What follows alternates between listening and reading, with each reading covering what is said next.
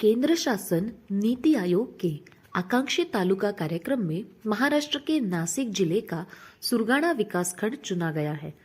जनजाति बहुल ये विकासखंड एक सुदूर पहाड़ी इलाका है।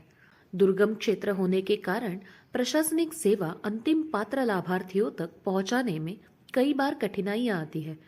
सही स्वास्थ्य, शिक्षा की कमी, कम आय की वजह से इस क्षेत्र में कुपोषण की समस्या रहती है। इन समस्याओं को हल करने के लिए जिला परिषद नासिक ने जीरो माल न्यूट्रिशन का टारगेट रखते हुए किलबिल मेला का आयोजन किया। किलबिल यानी पंछियों की आवाज, यानी मुस्कुराते बच्चों की आवाज। सुरगाणा तालुका में सैम और मैम कुपोषित बच्चों के बालकों का मेला आयोजित करके कुपोषित बच्चों के माताओं और परिवारों को स्तनपान की साइंटिफिक पद्धति की जानकारी दी गई। पशुसंवर्धन विभाग के सहयोग से सैम और मैम कैटेगरी के बच्चों के परिवारजनों को पोल्ट्री योजना का लाभ दिया गया। स्वास्थ्य विभाग के माध्यम से सभी कुपोषित बच्चों और परिवारजनों का आधार कार्ड, मनरेगा जॉब कार्ड आदि में सहायता की गई। साथ ही में स्वास्थ्य चिकित्सा भी की गई। जन भागीदारी से इन बालकों को दत्तक पालक योजना में सम्मिलित करके परिवारजनों की पोषक आहार के बारे में काउन्सिलिंग की गई।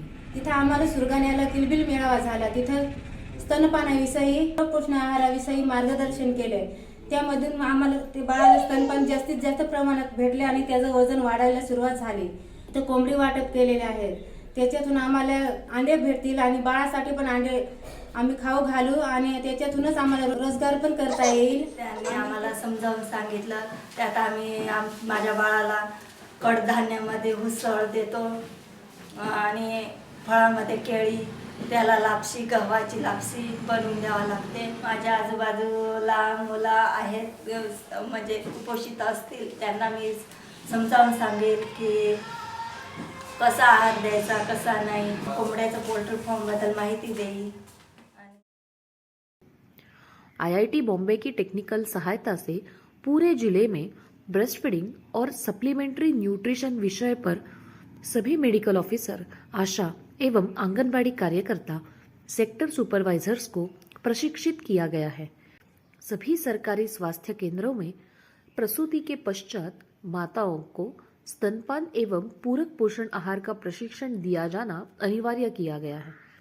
IIT बॉम्बे मार्फत जे प्रभावी स्तनपान त्याबद्दल आम्ही प्रशिक्षण घेतलेले। 2.5 किलो वजनाचं बाळ होतं, ते पण सीझर झालेलं होतं, पण मग सीझर केल्यानंतर लगेच ते पाजायला देत नाही। पण मात्र आपण सांगतो का नाही 1 तासाच्या स्तनपान करायला पाहिजे।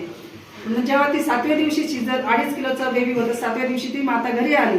घरी आल्यानंतर मी जेव्हा तिच्या घरी व्हिजिटला गेली तेव्हा तिला सांगितलं का बाळाला तू कोणत्या कशा पद्धतीने पकडते आणि कशा पद्धतीने पाजते तू, आणि किती वेळा दिवसातून पाजते, किती तासांनी पाजते, रात्रीमध्ये पाजते का नाही, हे तिला प्रॉपरली मी 45 पॉइंट मी समोर ठेवून तिला शिकवलं। व्हिडिओ दाखवून त्यांना सांगतो किंवा स्तनपान करताना पण आम्ही जेव्हा PSC पण असतो डिलिव्हरीसाठी तेव्हा पण आम्ही त्यांना व्हिडिओ दाखवून अगोदर प्रॅक्टिकल करून घेतो त्यांच्याकडून, नंतर व्हिडिओ त्यांना दाखवतो। आम्ही जेव्हा आमचा मानव विकास कॅम्प असतो किंवा प्रधानमंत्री दिन 9 तारखेला असतो तेव्हा पण आम्ही व्हिडिओ दाखवून त्यांना मार्गदर्शन करतो।